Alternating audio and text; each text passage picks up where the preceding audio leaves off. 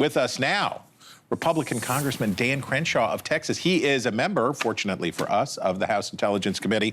Okay, Congressman, you have been supportive. You've talked about narco-terrorists. You've talked about, it sounded like you were broadly supportive of the boat strikes, that this is an unconventional enemy and it has to be fought with unconventional means. Yep.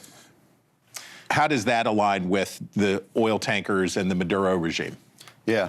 I mean, I do want to take some credit for kind of starting this conversation back in 2021. Okay. I introduced an authorized use of military force against cartels, and President Trump has obviously taken that to exactly the level I want him to. I think he's doing a great job. So how is it all related? Well, the Maduro regime is related to the cartel business, pure and simple. It is, we have plenty of evidence that it's not just that they let it happen or can't stop it. No, they actively participate and profit from it. You know, Maduro himself, a lot of the senior people in his administration have been indicted in U.S. courts on these charges. So it's all related, right? That money comes into Venezuela. Also, the Russians are there. They've invited the Russians in. They've invited the Chinese in, the Iranians in. A lot of Iranian weapon systems coming in. That goes to Venezuelan military. That also goes to the cartels that they support. So yeah, it's all related. Okay, so there's a good idea or bad idea argument, then there's a constitutional or unconstitutional argument. And people who are broadly supportive of those aims will also say that the president needs authorization from Congress. The War Powers Act dictates other things would say that the president needs to come to Congress and get authorization if this is about regime change and not about stopping the flow of drugs. Well, you made the point right there yourself, if. Right. But it's not. So right now we are taking out known terrorists, designated terrorist drug boats, with a high amount of intelligence on that, to make it through the process of saying, yes, we're going to strike that kinetically. There is a long process that goes on at the Department of War, and it's very well vetted. It's very rigorous. It needs to be multi-sources of intelligence, and if there's any doubt at all, they will either try to interdict or not be able to do anything. Now, that kind of also shows the problem of the way we've been doing this for years. You can't interdict your way out of this. You don't possibly have the resources. You mean that we don't have the resources to stop all the boats and search them and do that stuff. You know, yeah. I mean, some people are like, this is a law enforcement job. Just go interdict them. Like in the ocean, like how many boats do you think we have just floating around there? How many helicopters do you think we have? ISR platforms. I mean, it's ridiculously expensive and impossible. And here's the thing. You know, we haven't done a strike in the Caribbean in over a month. Isn't that something? That it's all Pacific side? I don't know, but why haven't we done it in over a month? Because they can't find anyone to pilot those boats anymore. Yeah.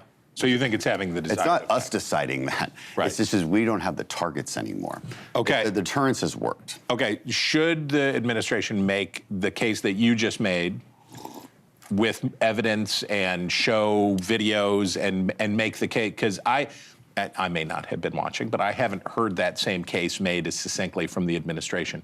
If it's true that you think Congress doesn't need to authorize what's going on, should they? I kind of thought when the president came out to give his speech last week that it was going to include this, that we were going to hear the rationale behind this. Do we need more from the administration to explain to the American people about this? We've gotten it in Congress, and they did actually a really great job last week in the auditorium in talking about how rigorous that process is. Again, I can't go into exact details on that, but I can tell you what I just told you. I think they've been pretty transparent. You've seen, you guys just played videos. Yeah. So I'm not sure why anyone's saying they're not getting videos. And again, this is no different from any of the terrorist strikes that we've been taking for the last 25 years. There is no legal difference. Now, if you want to talk about putting troops on the ground and for regime change in Venezuela, I haven't heard a peep from the administration on that. That does not seem to be their intent. So we would be speaking in complete hypotheticals about that. But as for the actions right now, Obama did this. Obama went much further. We actually went after Gaddafi in Libya, and that was legally justified. And used drones to kill an American citizen. That was a legally justified action based on the reasoning that it was short in duration. It was not an occupation. And it was in self-defense to the United States. And that justification was was welcomed. It was accepted. Right. Goes back to Jefferson and the Barbary Pirates. Right. So there's plenty of legal precedent for this, and there's plenty of legal justification for it. As far as regime change, I mean, Joe Biden called for more elections in Venezuela after Maduro stole those elections. I, of course, agree with him on that. I don't think there's a Democrat or Republican that agrees that this is a legitimate regime. And so what I think President Trump's strategy is right now is using legal means, which is like actually enforcing the sanctioned embargoes to dry up the money that is propping up this regime. Okay. You can't leave until you talk about Obamacare. This is the law of Washington this week. Yeah. You voted for an alternative House plan. You didn't sign a discharge petition for a 3-year extension of the COVID-era Obamacare subsidies. Right. But it passed, and when Congress reconvenes, you're going to get a chance to vote on that. How are you going to vote on that? On the extension? On the extension. Is it a clean extension? Yeah. No way. Okay. I mean, look, this is an extension that came into existence during COVID in order to attempt to mask the cost of a failing program. Premiums have gone up 80% because Obamacare is in existence. Why is that? Well, a lot of reasons. One, they overregulate the market so much that it can't possibly offer different plans to people and offer the flexibility that insurance companies need to meet your needs. Okay, Obamacare wants everybody in one place. That's a problem. That is one thing that we passed. For instance, allowing small businesses, that passed last week, allowing small businesses to engage in association healthcare plans, that allows them to band together in a way they wouldn't be able to before, so that they can at least have the same benefits that big companies do. And so Democrats put expiration dates twice on these extra tax subsidies. Now, let's be clear. The way the ACA works is that it subsidizes insurance companies and then says, okay, now give poorer people cheaper premiums. Right. It's a pretty strange way to do things. It's like subsidizing a grocery store and then not letting anyone know what the groceries cost, and then saying, hey, can you just give cheaper food to people who are with poor? less money. I mean, it wouldn't make sense to do that, right? You would use a voucher system. So what do we want to do long term? Last week was a series of I wouldn't call that the Republican plan.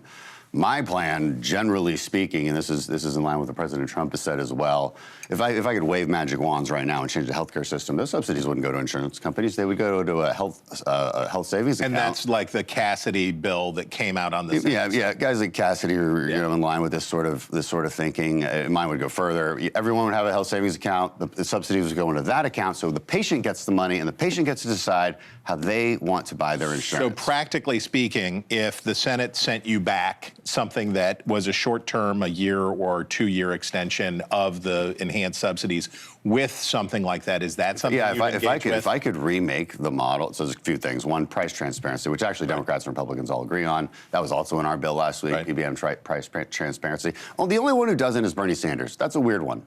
I mean, Bernie Sanders is the real sticking point in all of this. We passed the Lower Cost Price Transparency Act 2023. 320 members voted for that, so very bipartisan. Bernie Sanders was the one who killed that in the Senate. Yeah. That was just price transparency across the board. Okay, just this week, he killed the Give Kids a Chance Act. That passed out of our House, Democrat, Republican, 0 votes. Yeah, he's taking heat on 0 the no Senate votes. Side, yeah. Like, I don't know what is, he wants this system to fail because he wants single payer.